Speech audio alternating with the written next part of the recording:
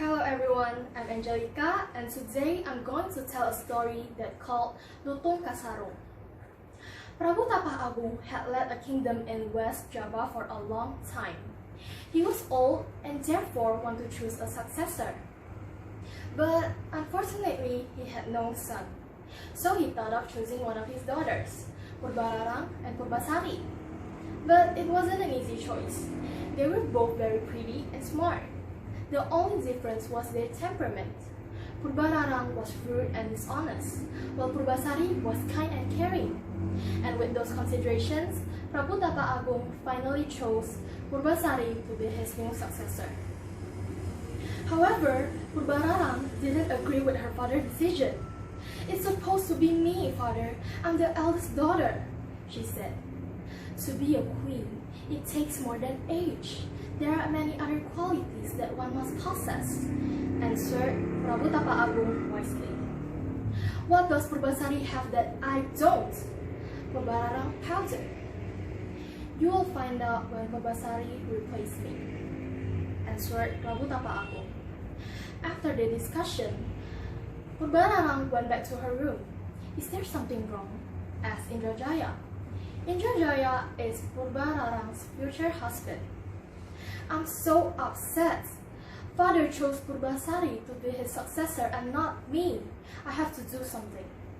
Driven mad by her anger, she came to a witch and asked her to shine rashes all over Purbasari's body. And that night, before going to bed, Purbasari started to feel itch all over her body. She tried applying powder on her, but it's no use. Instead, the itching grew even worse. She didn't want to scratch it, but she just couldn't help it. In the next morning, there were scratch marks all over her body. "What happened to you?" asked Purbararang, pretending to be concerned. "I don't know, sis. Last night, my body suddenly felt very itchy. I scratched and scratched, and this is what happened," answered Purbasari. Purbararang shook her head. "You must have done something really awful. You've been punished by the gods." That day, the whole palace was scandalized. "What have you done, Purbasari?" demanded Prabu Tapak Agung. Purbasari shook her head. "I didn't do anything that will upset the gods, father." "Then how can you explain what happened to your body?" asked Prabu Tapak Agung once again. "If you don't confess, I'll banish you to the woods."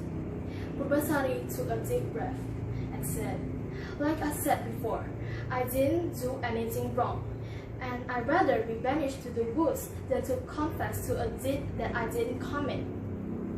After a short discussion with his advisor, Prabu Tapak Agung ordered Purbasari to be moved to the woods.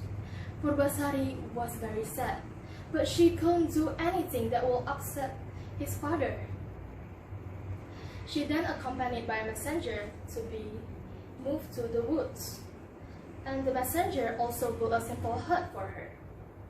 After the messenger left, suddenly a black monkey came to Purbasari's hut, and he also carried a bunch of bananas. From behind him, some animals were looking on. "Are those bananas for me?" asked Purbasari. The monkey nodded as if he understood what Purbasari said. Purbasari took the bananas with pleasure, and she also said thanks. The animals that were looking on also seemed to smile. Purbasari then asked, "Are you willing to be my friend?" All the animals nodded happily. Although Purbasari lived in the woods by herself, but she never lacked of supplies. Every day, there were always animals bringing her fruits and fish to eat. A long time had passed since Purbasari was banished to the woods, but her body still itched. At some places, her skin even ulcerated. "What should I do?" she sighed. The monkey who was sitting beside her stayed still. He hoped Purbasari would remain patient and strong.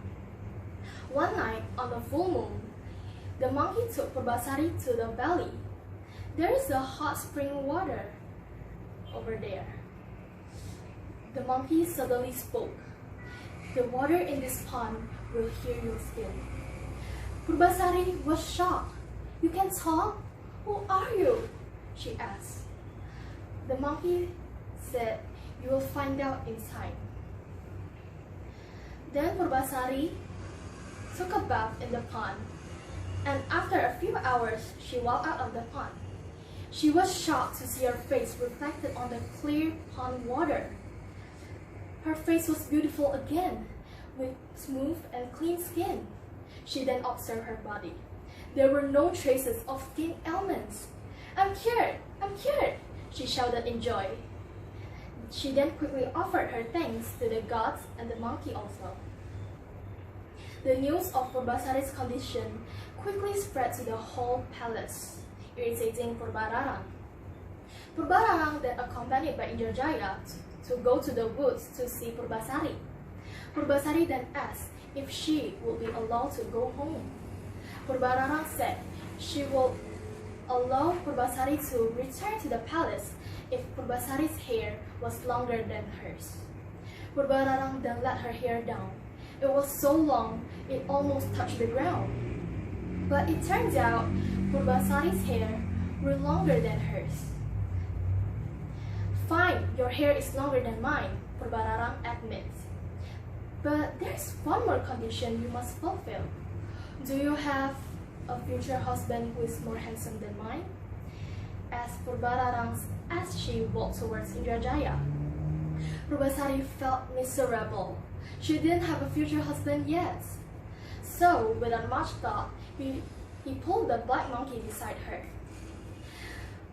Purbararang and Indrajaya burst out, but their laughter didn't last long. The monkey meditates and suddenly transformed into a very handsome young man. "I was a prince from a kingdom far away. I was cursed to be a monkey because of mistake I commit, and I could regain my true form if there is a girl who is willing to be my wife," said the young man. Finally, Purbararang gave up. She accepted Purbasari to be the queen and also confessed everything she had done. "Please forgive me, please don't punish me," said Purbararang, asking for forgiveness. And instead of being angry, Purbasari smiled. "I forgive you, sis." Soon after, Purbasari became the queen, and beside her was the handsome prince, the former monkey known as Lutung Kasarung. The moral of the story is, we should not be greedy towards anyone, and we should be kind, because kindness will bring good fortunes. Thank you.